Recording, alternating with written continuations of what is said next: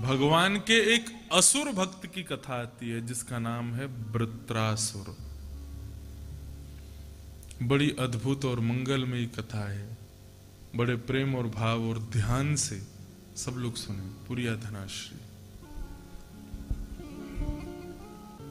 एक बार स्वर्ग में अप्सराओं का कोई कार्यक्रम हो रहा था और समस्त देवता बैठ कर के आनंद निमग्न बिल्कुल मसनद पर ऐसे तकिया लगा के बैठ के सब अप्सराओं का नृत्य देख रहे थे। और इतने में ही गुरु बृहस्पति का स्वर्ग में आगमन हो गया। जैसे ही बृहस्पति को आते इंद्र ने देखा गुरु हैं, तो गुरु को देख करके उन्होंने ऐसे मुंह फेर लिया, कहीं अब ये और आ गए हैं, हमें इतना बढ़िया आनंद आ रहा है अप्सराओं का नृत्य देखने में, अब इनके लिए आसन दो, इनको बैठाओ, इनके पैर पूजो, इनके वो सब करना पड़ेगा। इसलिए ऐसा उन्होंने किया कि मैंने देखा ही नहीं कि आप आए हो। वो नृत्य देखने लगे। इंद्र के द्वारा इस अमर्यादित कृत्य को देख करके बृहस्पति समझ गए और वे समझ गए शायद अब देवताओं को मेरी जरूरत नहीं है। और बृहस्पति ने अपने गुरु पद का परित्याग कर दिया और वे अंतर ध्यान हो गए, अदृश्य हो गए। देवता सब मारे मारे फिर रहे हैं। गुरु बृहस्पति कहां चले गए? दैत्यों को पता चला कि अब देवता गुरु विहीन हो गए हैं। उन्होंने स्वर्ग पर चढ़ाई कर दी, क्योंकि गुरु जो थे वे गुरु बल बढ़ाते थे। तो देवता दौड़े दौड़े गए ब्रह्मा जी के पास। ब्रह्मा जी से जाकर के कहा कि प्रभु हमारे गुरु बताओ, हमारे गुरु जी अदृश्य हो गए, क्या करें? तब ब्रह्मा जी बोले तुम लोगों के कृत्य ऐसे हैं कि कोई गुरु टिकेगा ही नहीं।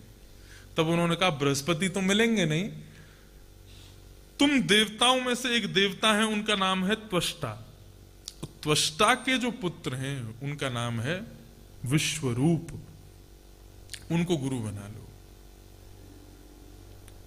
विश्वरूप को देवताओं ने गुरु बनाया। बहुत ध्यान से सुनना, बड़ी अच्छी कथा है, बहुत कुछ मिलेगा इसमें। विश्वरूप को गुरु बनाया। विश्वरूप के पिता जो हैं वो देवता हैं, लेकिन मां जो है वो दैत्यों की बहन है। मतलब इनके मामा कौन है? सारे राक्षस दैत्य इनके मामा हैं। विश्वरूप मतलब देवताओं के गुरु के मामा हैं राक्षस। देवताओं के शत्रु गुरु जी के मामा हैं, ये समझ लो। तो अब ये क्या करते हैं? रोज यज्ञ करते हैं, हवन करते हैं। इन्होंने नारायण कवच बनाया। विश्वरूप ने। मानव को ये नारायण कवच याद कर लेना चाहिए। मेरे नाना जी ने सबसे पहले मुझको नारायण कवच याद करवाया, तो इसको याद कीजिए नारायण कवच को। नारायण कवच दिया, देवताओं की रक्षा हो गई, सारे दैत्य हार गए। एक दिन इंद्र के मन में विचार हुआ, मैं जाकर के अपने गुरुजी को देखूं तो सही कैसा मेरा भजन वजन सब ठीक चल रहा है कि नहीं।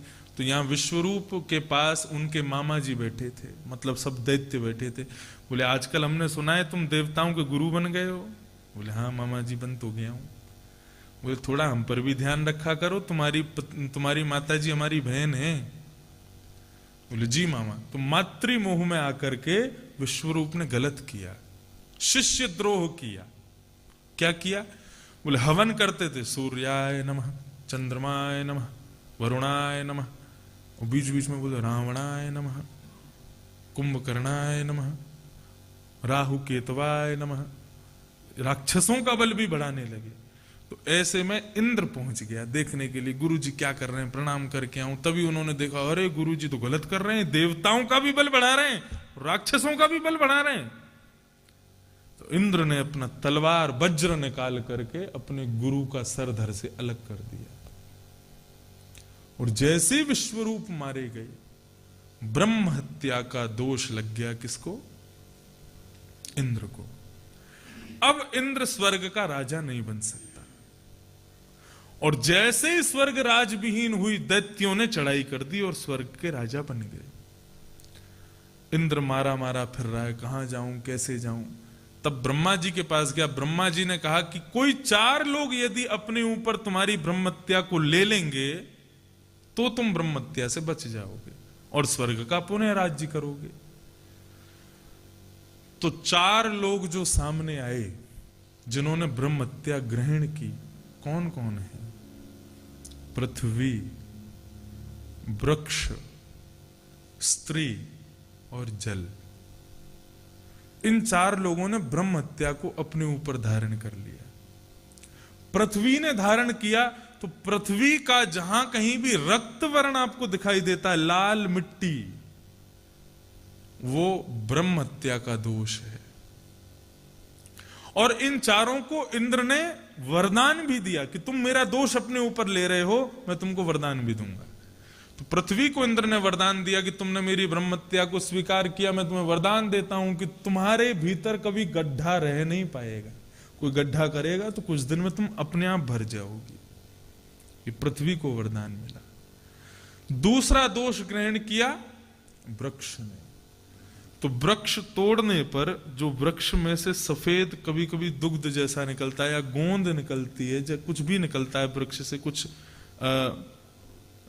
पदार्थ चिपकीला जैसा, वो ब्रह्म हत्या का दोष है।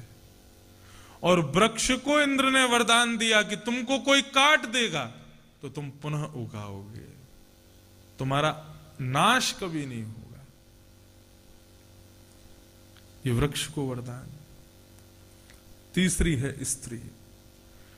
जो रजस्वला माह दोष है वो ब्रह्म हत्या का दोष है।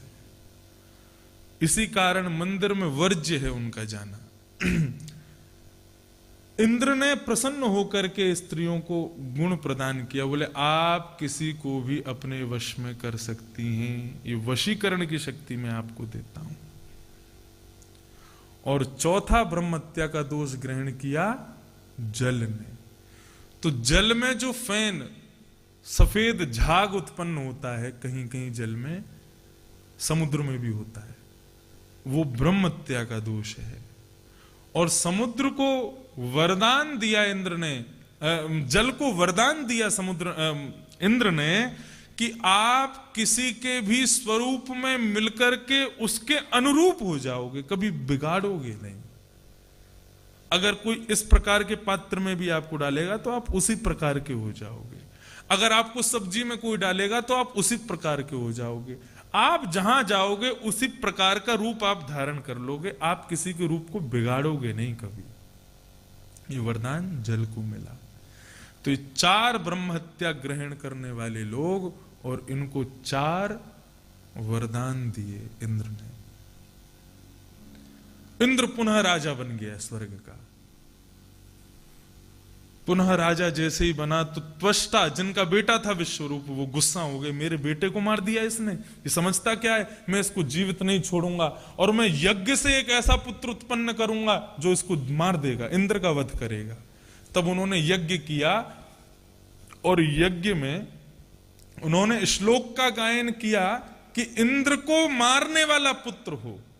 लेकिन श्लोक में थोड़ी सी किसी अनुस्वार की गलती होने के कारण इंद्र का शत्रु तो हुआ, लेकिन इंद्र को मारने वाला नहीं, इंद्र से मरने वाला बेटा हुआ।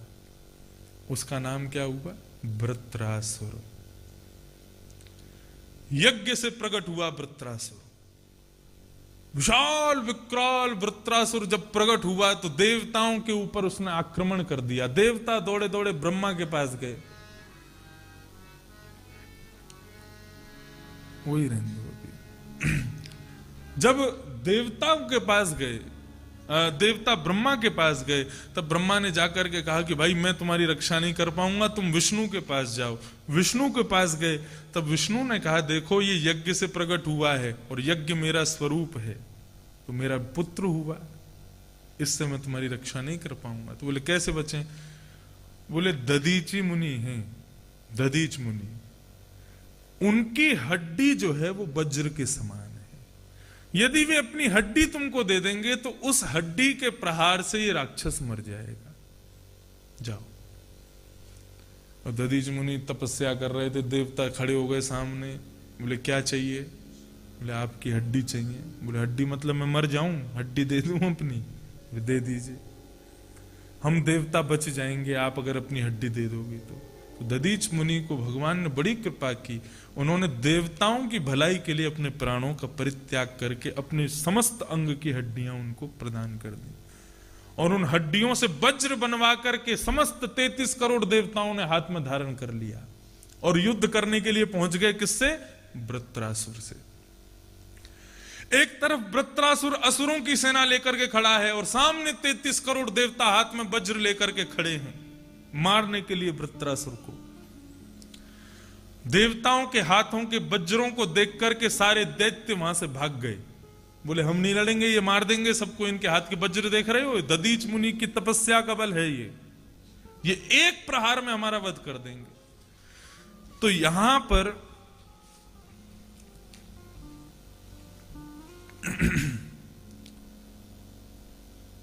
वृत्रासुर ने दैत्यों को समझाया। बोले डर क्यों रहे हो, यदि यहां मारे गए तो भी तुमको मुक्ति मिल जाएगी। 2 प्रकार के लोगों को सहज मुक्ति मिलती है, ये वृत्रासुर समझा रहा है दैत्यों को। क्या कह रहे हैं? द्वौ सम्मता विह मृत्यु दुरापै यद ब्रह्म संधारणया जितासु कलेवरम योग रतो विजाहद यद्ग्रण वीर निवृत्त। क्या कह रहे हैं? 2 प्रकार के लोगों को मुक्ति मिलती है। पहले वो जो भगवत स्मृति करते हुए मृत्यु को प्राप्त होते हैं, और दूसरे वो जो अपने राज्य अपने देश के हित में अपने प्राणों को गवा देते हैं। ये कौन कह रहा है? वृत्रासुर कह रहा है। अपनी देश की रक्षा, अपने कुल की रक्षा, अपनी प्रजा की रक्षा के लिए जो लोग प्राण गवा देते हैं उनको मुक्ति मिलती है। अरे तुम मेरे साथ मारे भी गए तो डर क्यों रहे हो, मुक्ति तो मिलेगी ना। लेकिन राक्षस नहीं माने, भाग गए वहां से, अकेला वृत्रासुर। अब सुनिएगा, बड़ा सुंदर प्रसंग है। सामने देवता खड़े हैं 33 करोड़ मारने के लिए, और इधर पक्ष में अकेला वृत्रासुर खड़ा है। इंद्र को देखता है वृत्रासुर, और वृत्रासुर कहता है अरे इंद्र, तेरा वध तो मेरे हाथों होना चाहिए, क्योंकि तूने मेरे भाई को मारा, तूने अपने गुरु को मारा, गुरुद्रोही है, और तूने एक ब्राह्मण को मारा, तू ब्रह्म हत्यारा है। लेकिन मैं क्या करूं, तेरे पास में नारायण कवच जो है उसके कारण मैं तेरे को मार नहीं सकता, लेकिन हां तेरे हाथों मर करके तुझसे पहले भगवान को प्राप्त करूंगा। और इंद्र के सामने रणभूमि में खड़े होकर के युद्ध करने से पहले वृत्रासुर ने भगवान की स्तुति गाई। वृत्रासुर स्तुति गा रहा है, भगवान प्रकट हो गए आकाश में, और वृत्रासुर भगवान को देख करके कह रहा है अहम हरे तव पादैक मूल दासानुदासो भवतास्मि भूयः मनस्मरेता सुपतेर गुणांस्ते गृणीत वाक् कर्म करो तुकायः। हे प्रभु, मैं आपसे कुछ मांगना चाहता हूं। भगवान बोले मांगो। बोले मुझे आपके चरण नहीं चाहिए। बोले क्या चाहिए फिर? बोले दासानुदासो भवतास्मि भूयः, आपके चरणों के जो दास हैं, उन दासों के चरणों के जो दास हैं, उनके चरणों का मुझे दास बना दो, ऐसी कृपा मुझ पर कर दो। भगवान बोले वाह भले आदमी, तुझ जैसा भक्त हमने पहली बार देखा। हमसे कह रहा हमारे शिष्य नहीं बनना, हमारे दास नहीं, उनके भी दास, उनके भी दास का दास बनेगा। क्यों? बोले मैंने देखा है। क्या देखा है? बोले कि जब गजेंद्र ने आपको पुकारा, जिसका मुंह एक मगरमच्छ ने अपने मुख में दबा रखा था, आपने आकर के क्या किया? आपके चरणों का दास कौन था? गजेंद्र। और उसके चरणों को मुंह में लेकर के बैठा था वो ग्राह मगरमच्छ। आपने आकर के सुदर्शन चक्र से सबसे पहले उद्धार उस ग्राह का किया, गजेंद्र का बाद में किया। तो मुझे ये बात समझ में आ गई कि आपका दास बनेंगे तो उद्धार लेट होगा, आपके दासों के दास बनेंगे तो उद्धार जल्दी हो जाएगा। भगवान बोले बड़े चतुर हो। बोले कि इसमें चतुराई का दूसरा भाव भी है। क्या? पिता अपने पुत्र से बहुत प्रेम करता है। भगवान का और वृत्रासुर का संवाद चल रहा है। पिता और पुत्र का प्रेम बहुत, पिता अपने पुत्र से बहुत प्रेम करता है, लेकिन प्रभु जब पुत्र का भी पुत्र हो जाता है ना, तो पिता अपने नाती से ज्यादा प्रेम करता है। पुत्र से प्रेम कम हो जाता है, पुत्र के पुत्र से प्रेम ज्यादा होता है। इसलिए प्रभु मैं आपका दास नहीं बनूंगा, तो किसका बनूंगा? बोले आपके जो दास होंगे उनका मैं दास बनूंगा। ये मुझ पर कृपा कर दो, ताकि आप जब जब मैं आपके पास आऊं मुझे देख करके प्रसन्न हो जाए। अरे क्या कहें, नाती को देख करके दादा बहुत खुश होता है, लेकिन नाती के भी जब बेटा होता है तो दादा सोने की सिड्डी चढ़ता है खुशी के मारे, इतना खुश होता है। कई परिवारों में ऐसा होता है कि दादाजी जो है वो अपना परपोता भी देख लेते हैं। जहां पर बच्चों की जल्दी शादी हो जाती है वहां पे ऐसा होता है।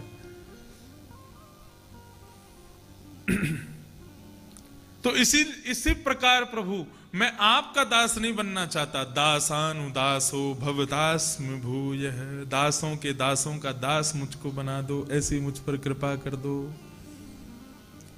और प्रभु मैं आपके दासों के दासों का दास। अच्छा, ये दासों के दासों का दास, इसका तात्पर्य एक और है। क्या? मुझे आपका संयोग नहीं चाहिए, मुझे आपका वियोग चाहिए। मुझे आपका संयोग नहीं चाहिए। क्या मांगता है दूसरे श्लोक में? इतना सुंदर भाव। बोले प्रभु मेरी इस स्तुति से प्रसन्न होकर के आपसे मैं कुछ मांगना चाहता हूं।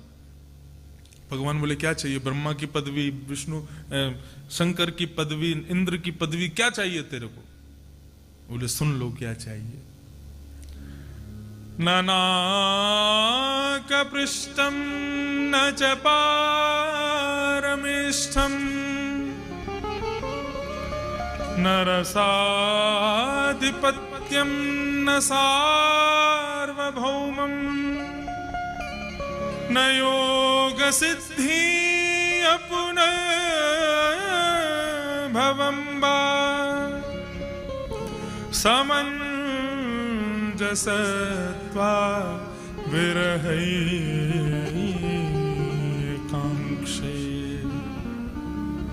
ना मुझे इंद्र की पदवी चाहिए, ना मुझे पृथ्वी का राजा बनना है, ना मुझे नरक का स्वामी बनना है। मुझे कुछ भी नहीं चाहिए। भगवान बोले क्या चाहिए फिर? ऐसी कृपा कर दो कि आपसे मेरा विरह हो जाए। मतलब मैं आपकी याद में तड़पूं, आप मुझे मिलना मत, मैं तड़पता रहूं, आपको पाने के लिए विलखता रहूं, ऐसी स्थिति मुझको चाहिए।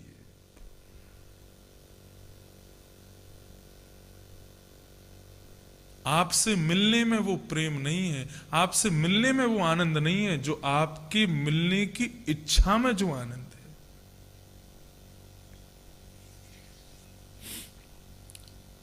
ना मुझे इंद्र की पदवी चाहिए, ना मुझे पृथ्वी का राजा बनना है, ना मुझे नरक का स्वामी बनना है।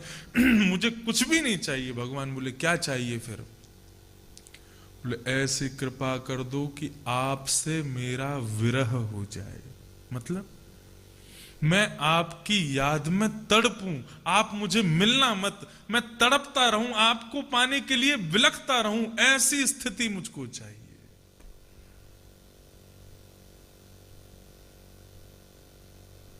आपसे मिलने में वो प्रेम नहीं है, आपसे मिलने में वो आनंद नहीं है जो आपके मिलने की इच्छा में जो आनंद है।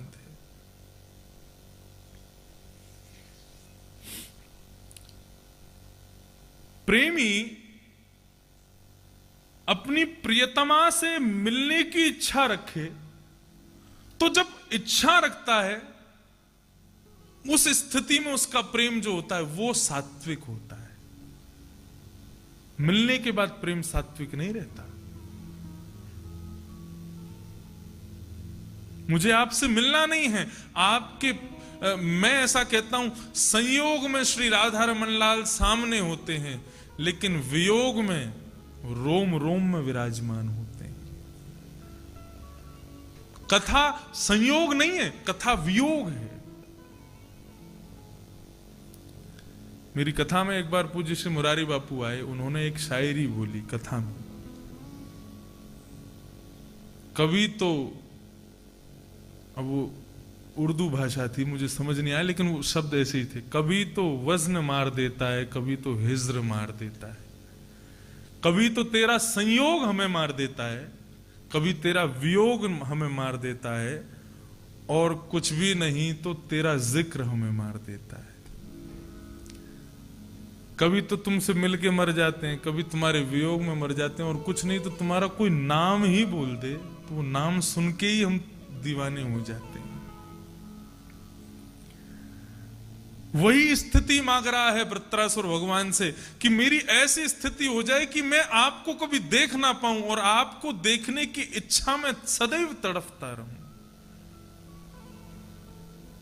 व्यक्ति जब तक धनवान नहीं होता तब तक धनवान बनने की इच्छाएं उसके मन में लगी रहती हैं, और उसमें जो परिश्रम वो करता है वो समय जो होता है वो उसका गोल्डन टाइम होता है।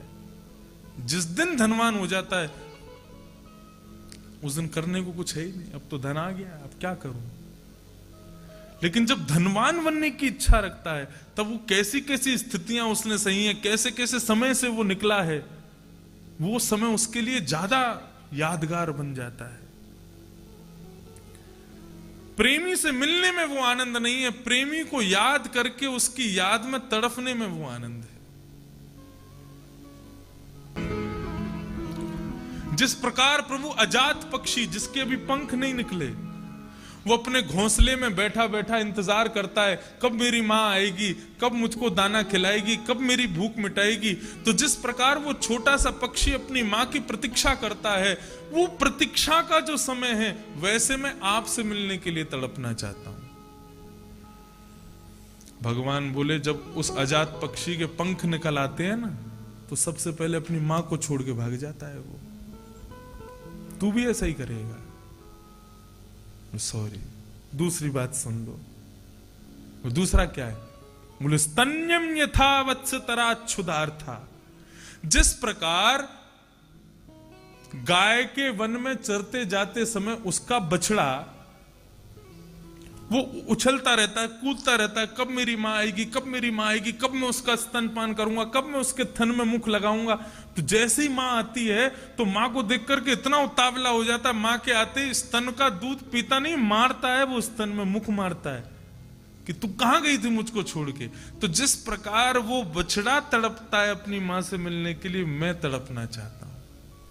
भगवान बोले उसके दांत निकल आते हैं तो उन्हीं थनों को काट जाता है वो, और बड़ा होते ही अपनी मां का स्तन पीना छोड़ देता है। तू भी ऐसे ही करेगा, जब मेरा बहुत रस मिल जाएगा तू भी मुझे छोड़ देगा। तो कहता अच्छा सॉरी, तीसरी बात सुन लो। तो तीसरा क्या है तेरे पास? बोले प्रियम प्रियैव विषिणम विषन्ना।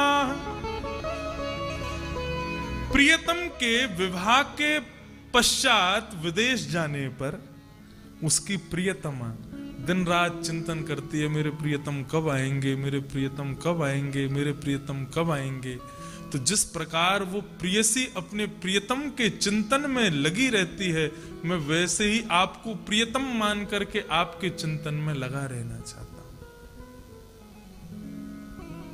ये कौन है? ये वृत्रासुर है, ये व्रत भक्त नहीं है, लेकिन मैं इसको व्रत भक्त ही बोलता हूं। ये असुर कहां से है? इतना बड़ा भक्त भगवान का। अरे कहां तक कहें, उसकी स्तुति को सुनकर के सामने खड़े हुए इंद्र ने भी अपने शस्त्र छोड़ दिए। अरे तुमको दानव किसने बोला? तुम तो भक्तों के अग्रगण्य हो, स्वामी हो। हम भगवान की प्रेम रूपी बिंदु को चाखते हैं, तुम तो उस प्रेम रूपी सरोवर में गोते लगा रहे हो। लेकिन फिर भी वृत्रासुर ने युद्ध किया, 100 साल तक इंद्र के साथ युद्ध किया। इंद्र ने अपने वज्र का प्रहार किया और 100 वर्ष तक वृत्रासुर के गले को छेदता रहा। 100 वर्ष बाद भगवत प्राप्ति हुई, भगवत अनुभव हुआ, वृत्रासुर का सर धड़ से अलग हो गया, एक दिव्य ज्योति प्रकट हुई और आकाश में जाकर के श्री राधा रमन लाल के चरणों में विलीन हो गई। ये है वृत्रासुर, एक भक्त वृत्त भगवान का। हमारे पूज्य पिताजी महाराज एक भाव गाते हैं कथा में, दाता तेरा मेरा प्यार कभी ना बदले, दाता तेरा मेरा प्यार